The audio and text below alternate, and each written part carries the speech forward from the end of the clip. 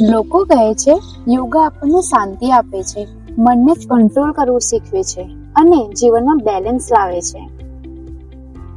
સાચું છે, પણ એક એવી વ્યક્તિ પણ છે જે રોજ આપણને જીવનનું બેલેન્સ શીખવે છે. કોણ? પપ્પા. યોગા આપણને મુશ્કેલ પરિસ્થિતિમાં શાંત રહેવું શીખવે છે.